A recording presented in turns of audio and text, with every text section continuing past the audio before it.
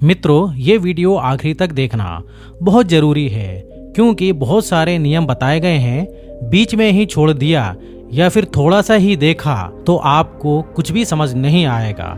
कृपया इस बात का ध्यान रखें। दुनिया में बहुत सारे ऐसे लोग हैं जो लोग कहते हैं कि मांस नहीं खाना चाहिए, मांस खाना पाप होता है।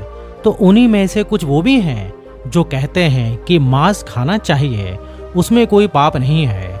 तो आज जो है बुद्ध के जीवन की इस घटना से आपको ये ज्ञात होगा कि बुद्ध इसमें क्या कहते हैं। बहुत समय पहले जब बुद्ध नहीं थे, सिद्धार्थ गौतम थे। यह उस समय की बात है जब उस समय 500 लोग ऋषि बन गए थे और वह लोग हिमालय में जाकर रहने लगे, ध्यान साधना करने लगे, तपस्या करने लगे। वह बहुत साल तक वहां पर रहा करते थे। विशाल जंगल में रहने के कारण, हिमालय पर्वत पर रहने के कारण बहुत दिनों तक उन लोगों को दिक्कत आने लगा क्योंकि उन्हें वहाँ फल फूल पत्ते आलू यही सब खाने को मिलता था। नमक खटाई इन सब से वह पूरी तरह वंचित थे क्योंकि किसी भी जंगल में उन्हें ये सब नहीं मिलता था। अब इस वजह से उन्हें समस्या होने लगी। वो नमक ना मिलने के कारण बीमार रहने लगे। तब 500 ऋषि आपस में तय करते हैं कि वह किसी गांव में जाकर रहेंगे और वहीं का स्वस्थ भोजन करेंगे और जब वह पूरी तरह ठीक हो जाएंगे तब वापस हिमालय पर्वत पर आ जाएंगे। तब वहाँ सभी ऋषि गांव में आते हैं। जब गांव के लोग 500 ऋषियों को देखते हैं तो उन्हें देख बहुत खुश हो जाते हैं कि उनके गांव में ऋषि मुनि पधारे हैं। वह लोग उनकी खूब सेवा सत्कार करते हैं। लेकिन उन सभी ऋषियों का एक दृष्टिकोण था कि उन्हें कभी भी मांस मच्छी नहीं खाना है क्योंकि जो लोग ये सब खाते हैं वह पापी हैं और पूरी तरीके से अशुद्ध हैं। इसलिए वो भी मांस मच्छी नहीं खाते थे। और वह ऋषि उन गांव के लोगों को भी यही उपदेश दिया करते थे कि मांस मच्छी नहीं खाना चाहिए, ये पाप होता है। अब वह ऋषि कुछ समय बाद जब स्वस्थ हो जाते हैं तो वह वापस जंगल चले जाते हैं। अब ऋषि क्या करते हैं कि साल भर जंगल में रहते और साल में एक बार कुछ दिन के लिए गांव की तरफ आते और अच्छे से भोजन कर स्वस्थ ठीक ठाक होकर वापस चले जाते हैं। वो जब गांव में आते वहाँ के लोग उनकी खूब सेवा करते, आदर सत्कार करते, उन्हें मानते, उनकी पूजा करते थे क्योंकि ऋषि उनके घर आए हैं। इसी बीच जब तक वो वहाँ रहते उन्हें उपदेश दिया करते थे। एक बार सिद्धार्थ गौतम बुद्ध जब महात्मा बुद्ध बन जाते हैं तब एक बार बुद्ध उस गांव में आते हैं और कुछ दिन वहां पर रहकर उस गांव के लोगों को धर्म का उपदेश देते हैं, सत्य से अवगत कराते हैं। गांव के लोगों ने जब बुद्ध की बातें सुनी तो बहुत हैरान हुए और धीरे धीरे करके बुद्ध की बातों पर यकीन करने लगे। वह सभी एकदम बदल जाते हैं, एकदम शांत हो जाते हैं। वह लोग धर्म का आचरण करने लगे थे। कुछ दिन बाद वे जब वापस बुद्ध चले जाते हैं तो ऋषि लोग वहां पर आते हैं। लेकिन इस बार वो ये देखकर हैरान हो जाते हैं कि ये लोग इस बार बदले बदले से पहले की तरह सत्कार भी नहीं कर रहे हैं। उन्होंने इस बदलाव का कारण पूछा। तब उस गांव के लोग कहते हैं कि यहाँ पर महात्मा बुद्ध पधारे थे। उनके धर्म पर उपदेश, सत्य प्रवचन ने सबको बदल दिया और तभी आपको ये बदलाव दिख रहा है। तो वो ऋषि बुद्ध का नाम सुनकर बहुत हैरान हो जाते हैं क्योंकि वह ऋषि ने आज तक ये सुना था कि बुद्ध का उत्पन्न होना बहुत मुश्किल है। जब ये पता चलता है कि बुद्ध इस गांव में आए थे तब वो और हैरान हो जाते हैं। तब वो बड़ी ही हैरानी से गांव के लोगों से पूछते हैं, क्या बुद्ध यहाँ आए थे और क्या वो मांस खाते हैं? उन ऋषि का दृष्टिकोण अभी यही होता है कि मांस खाना पाप है। तब गांव के लोग उनसे कहते हैं कि नहीं, बुद्ध ने ऐसा कुछ नहीं कहा और ना ही उन्होंने कोई मांस मछली खाने से मना किया है। ये सुनते ही ऋषि कहते हैं, क्या वह ऐसा मानते हैं? इसका मतलब है कि बुद्ध नहीं है और कोई है, लेकिन फिर भी हम उनसे मिलना चाहते हैं। यदि बुद्ध हुए तो उनसे मिलकर हम सबका कल्याण होगा। तब वह 500 ऋषि यह तय करते हैं कि बुद्ध से मिलने के लिए चला जाए। बुद्ध के पास जब वह पहुंच जाते हैं और उनसे मिलते हैं तो सबसे पहले पूछते हैं, क्या आप आमगन यानी कि आप मांस खाते हैं? तो बुद्ध कहते हैं, जी हाँ, हम भोजन करते हैं, मांस खाते हैं। ऋषि यह सुनते ही कहने लगते हैं, लेकिन यह तो पाप है, इसे खाने से आपका शरीर अशुद्ध होता है, इसे खाने से जीवन में अशांति फैलती है। तब बुद्ध उनसे कहते हैं कि ऐसा नहीं है, आप ही बताएं, आप गंध यानी दमकना किसे कहते हैं? तब ऋषि कहते हैं कि जो मांस मछली खाते हैं वह दमकते हैं, उनमें से गंध की महक आती है। तब बुद्ध कहते हैं, वही भोजन करने से कोई अशुद्ध नहीं होता।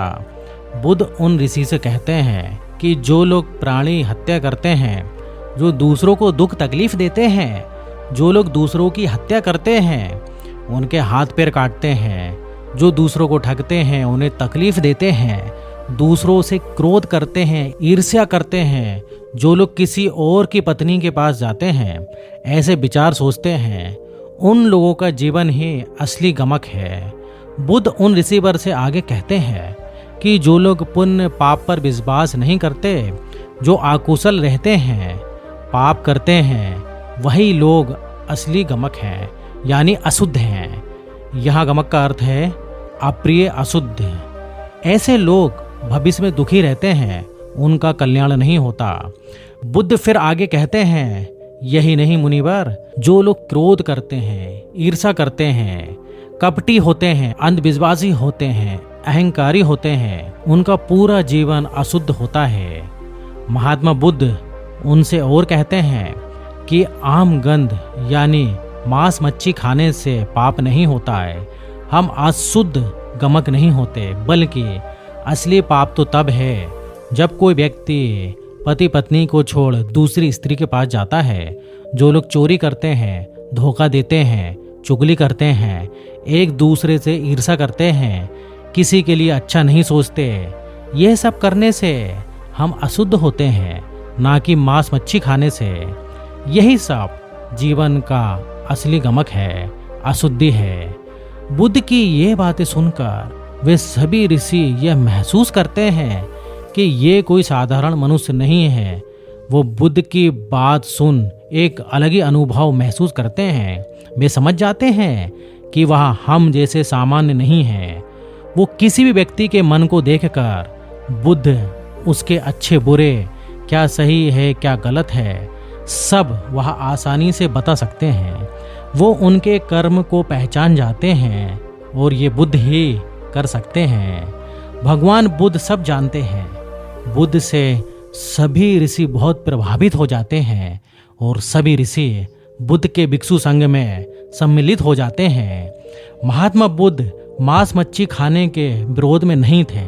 महात्मा बुद्ध एक व्यक्ति से कहते हैं कि जीवक, हम 3 प्रकार का मांस खाने के लिए मना करते हैं।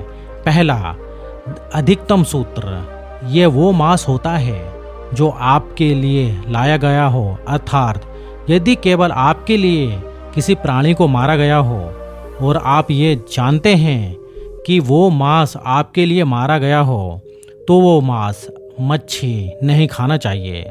दूसरा, अश्रुतम, यानी सुनने को मिलता, यदि आपको ये सुनने को मिलता है कि ये मांस आपके लिए काटा गया, तो वो मांस आपको नहीं खाना चाहिए। उदाहरण के लिए, यदि आप किसी के घर जाते हैं और वो आपके लिए भोजन में मांस कटवा कर लाता है और बनाकर आपको खाने के लिए देता है, और जब आपको ये पता चलता है कि ये मांस आपके लिए काटा गया है, तो वो मांस आपको नहीं खाना चाहिए, क्योंकि वहाँ पर आपके लिए किसी जीव की हत्या की गई है जिसे आप खा रहे हैं, जानते हुए भी। तीसरा, यदि आपको जरा सा भी शक होता है कि ये मांस आपके लिए है, तो वो भी आपको नहीं खाना चाहिए। यानी बुद्ध ये 3 प्रकार के मांस को खाने के लिए मना करते हैं। तब वह व्यक्ति पूछता है कि फिर किस तरह का मांस हम खा सकते हैं? तब बुद्ध कहते हैं 3 प्रकार का मांस हम खा सकते हैं। पहला, यदि आपने नहीं देखा हो कि वो मांस आपके लिए है। दूसरा, जिस मांस के बारे में ना आपने सुना। तीसरा, ना उस मांस पर आपको शक हुआ कि यह आपके लिए मारा गया है, उस मांस को आप खा सकते हैं। बुद्ध कहते हैं यदि कोई व्यक्ति बुद्ध संघ को या आर्य समाज को भोजन दान में देने के लिए किसी प्राणी को मारता है तो 5 तरीके के पाप करता है। पहला, यदि वो व्यक्ति दान देने के लिए किसी अन्य से बोलता है कि जाओ मुर्गा या मछली लेकर आओ, तो उसके बोलने से भी बहुत बड़ा पाप लगता है। चाहे वो किसी को दान देने के लिए या किसी अन्य को या घर के सदस्य को खाना खिलाने के लिए ये बोलता है, तब भी उसे पाप लगता है। दूसरा, बुद्ध कहते हैं दूसरा बड़ा पाप वो होता है जब वह व्यक्ति जीव को मारने के लिए बोलता है और तब कोई उस जीव को, चाहे वो मुर्गा हो या मछली हो या बकरा हो, कोई भी, तब उसे जबरदस्ती पकड़कर खींचकर लाते हैं और वो जीव चिल्लाता है, तो ये भी बहुत बड़ा पाप होता है जिसका अभागी वो व्यक्ति बनता है। तीसरे पाप में जब वो व्यक्ति किसी को मंगवाता है, उसे कटवाने के लिए भेजता है और कहता है कि जाओ इसे काट दो, तो वो बहुत बड़ा पापी बनता है। चौथे पाप में जब वो ये बोलता है कि उसे मार दो और तब उस जीव की गर्दन काटी जाती है, तब भी ये बहुत बड़ा पाप होता है। पांचवें पाप में इस तरह से तैयार किए गए भोजन में जब किसी जीव को मारकर और उसे बनाकर खाने के लिए दिया जाता है किसी भिक्षु संघ को, तो ये सबसे बड़ा पाप होता है, क्योंकि उन्हें ऐसा मांस खाना मना होता है और जो उन्हें खिलाता है वह भी पाप का आभारी बनता है। यानी जब जानवर को लाने के लिए बोला जाता है तब उसे पाप मिलता है, फिर जब उसे जबरदस्ती पकड़कर खींचकर लाया जाता है तब पाप लगता है, फिर जब उसे काटने के लिए भेजा जाता है तब पाप लगता है, फिर जब वह चिल्लाते हुए जीव को मारा जाता है तब पाप लगता है, और सबसे आखिरी में जब भगवान बुद्ध को या भिक्षु को, संघ को ये मांस खाने के लिए दान दिया जाता है तब पाप लगता है, क्योंकि ऐसा भोजन इस तरीके से तैयार करके दान दिए हुए भिक्षु संघ का अपमान होता है, जो कि पाप का भागी माना जाता है, क्योंकि प्राणी हत्या मना है। बुद्ध कहते हैं जब कोई व्यक्ति बाजार में जाकर जीव खरीदता है तब भी वो पाप का अभागी बनता है, क्योंकि जब कोई दुकानदार जिंदा जीव मुर्गा या मछली बाजार से लेकर जाता है और फिर वह स्वयं उसे काटकर बेचता है तब भी वो पाप का भागी बनता है। और यही नहीं, जो व्यक्ति बाजार में जाकर जीव हत्या करवाता है कि ये उसे मीट खरीदना है और वो उसे काटकर घर जाकर बनाता है और खाता है, तो बेचने वाले के साथ साथ खाने वाला भी पाप का भागी बनता है, क्योंकि उसके कहने पर उस जीव की हत्या होती है। यदि वह नहीं खरीदता तो वह काटा नहीं जाता। इसलिए भगवान बुद्ध साफ ये कहते हैं कि किसी भी प्राणी की हत्या करके इस तरीके का मांस नहीं खाना चाहिए। बुद्ध मांस मछली खाने के लिए मना नहीं करते, उन्होंने 3 तरीके का मांस खाने के लिए मना किया है और 3 तरीके से ही मांस खाने के लिए कहा है। तो जो बुद्ध ने कहा है वही मांस खाना चाहिए, यानी कि जिंदा जीव कटवाकर मत खाओ बल्कि मरा हुआ मांस खाओ। उसे खाने में कोई दिक्कत नहीं है, लेकिन किसी जीवित जीव को मारकर खाओ तो आप पाप के भागीदार बनोगे। इसलिए मांस खाने से पहले ये पता कर लें कि वह मांस किस प्रकार से बना हुआ है। यदि मरे हुए जीव का बना है तो ठीक है, और यदि आपके लिए काट कर बनाया जाता है तो मत खाओ। इसी तरीके से एक बार देवदत्त बुद्ध के पास जाते हैं और उन्हें 5 नियम बनाने के लिए कहते हैं। वो ये नियम जानबूझकर बनाने के लिए बुद्ध को कहते हैं, क्योंकि वो जानते थे कि बुद्ध इस नियम को नहीं मानेगा, जिससे संघ भेद होगा और वो अपना अलग संघ बनाएंगे, सबको साथ ले जाकर, ताकि वह भी बुद्ध जैसे बन सकें। यदि कोई सामान्य लोग इस नियम को सुने तो उन्हें शायद ये उचित लगे, लेकिन बुद्ध को ये नियम नहीं पसंद आते हैं। देवदत्त पहला नियम कहते हैं कि सभी भिक्षुओं को जंगल में रहना होगा, गांव में नहीं। भिक्षुओं को जीवन भर पेड़ के नीचे ही सोना है, कुटिया में नहीं। 500 चीबा ही प्रयोग करना होगा। ऐसा चीबा जो फेंका हुआ हो, वो चीबा इस्तेमाल नहीं करना है जो किसी उपासक ने लाकर दिया हो। भिक्षुओं को केवल पिंड पात्र भोजन करना होगा। किसी के घर आमंत्रण पर जाकर भोजन नहीं करना चाहिए।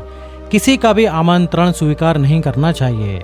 और आखिरी नियम ये है कि किसी भी भिक्षु को जीवन भर मांस मछली नहीं खाना है। तब बुद्ध बड़े ही प्रेम से देवदत्त से कहते हैं कि ये सब छोड़ो देवदत्त, यदि किसी भिक्षु को पेड़ के नीचे रहना है तो वहां रहे। यदि किसी को कुटिया में रहना है तो वो वहां रहे। गांव में रहना है तो वहां रहे। जिसे पिंड पात्र में भोजन करना है तो वैसे करे। यदि किसी को आमंत्रण स्वीकार करना है तो करे। जिसको जैसे जीवन व्यतीत करना है वैसे करे। तब आगे बुद्ध मांस मच्छी पर कहते हैं कि छोड़ो देवदत्त, मैं 3 प्रकार का ये पारिशुद्ध बता चुका हूँ, और यदि इन 3 प्रकार से अपारिशुद्ध है तो मांस मछली नहीं खाना चाहिए। अब आपको बता दें कि बुद्ध ने जो 10 प्रकार के मांस भिक्षुओं को खाने के लिए मना किए थे, वो मांस है मनुष्य का मांस। मनुष्य मांस खाने के लिए मना किया है, क्योंकि एक बार एक स्त्री भिक्षु को दान करने के लिए मांस खोज रही थी, लेकिन उसे कहीं मांस नहीं मिला।